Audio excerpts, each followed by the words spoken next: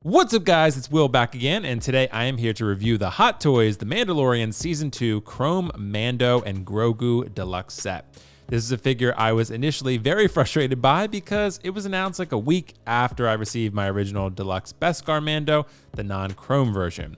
And Hot Toys made a very concerted effort to highlight the superiority of the Chrome version in comparison to the original. After some time, I was able to accept the new and improved version and put my feelings on its announcement and timing aside and embrace this Chrome Beskar Mando. Well, I am glad that I did, because otherwise I would have stubbornly missed out on what ended up being an incredible figure. The Hot Toys Chrome Beskar Mando Deluxe retails for $375 on Sideshow. At the time this figure was announced, that seemed steep, and maybe to some today, it still does. However, I believe this figure is more than worth it. To start, this is easily the best Mandalorian Beskar figure that has been released thus far.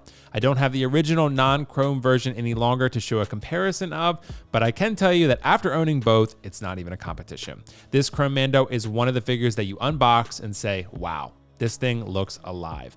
Not only does the figure look amazing, but it comes with a mountain of accessories. There's a rifle, flame effects, several hands, a magnetic jetpack, a Beskar spear, a darksaber, and so much more.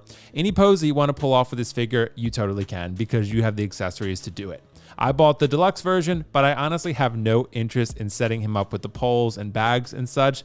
I'll find a way to incorporate these accessories into my display eventually, most likely anyway, but for now, I'm a simple man with simple taste. The chrome paint really pops. I would advise you to be careful though, as it can scratch fairly easily. My rifle peg actually broke off the clip, and I'm not sure if my chrome paint scratched off or not in the process, but nonetheless, I advise taking your time and being slow changing out various accessories.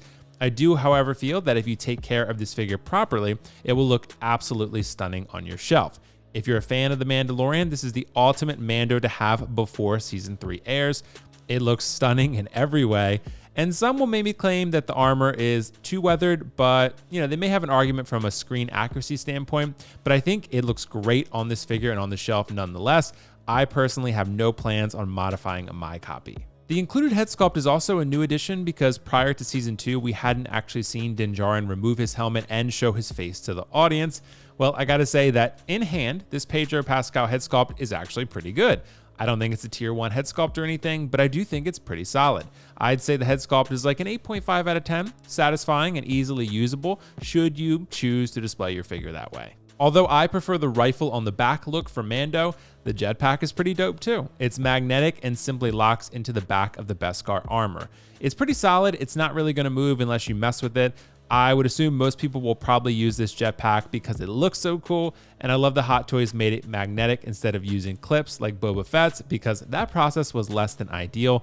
You'll also see that the cape is wired, so it gives you a lot of posing versatility. Articulation on this figure is actually pretty good, but I'm not much of a dynamic pose guy anyway. I tend to be more of a museum character pose collector, but I feel fairly confident that you can pose this Mando figure doing anything you'd like him to do.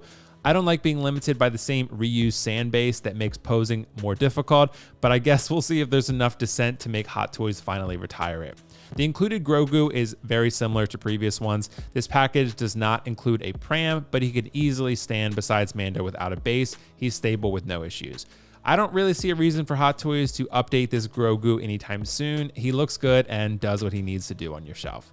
I think most collectors are going to have two questions. The first being, do I wait for Season 3 before purchasing this Mando? And the second being, do I go with the Deluxe or the Standard Edition? To me, I tend to go deluxe when I have the means to do so. I think you can usually find a way to implement those accessories into your display, but if you have no interest in them, go with the standard. If you don't feel you need this figure right this second, I'd say wait until season 3 comes out and you can see what that brings. And if you decide to pick that one up, then that's amazing. I absolutely love this figure, and it's very likely to be in my top 10 list for the end of the year, but it will likely be in stock for a while. Overall, I think this deluxe Beskar Mando is amazing. It's everything I hoped it would be, and it actually surpassed my expectations, something that's difficult to do due to the number of figures that I've collected now. I'm gonna give Chrome Mando a 9.5 out of 10 and highly recommend you give it a look. I think it's priced fairly, has loads of accessories, and looks amazing on the shelf.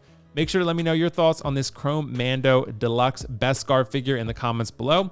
That's all for now. I will see you all in the next video. Thanks so much for watching.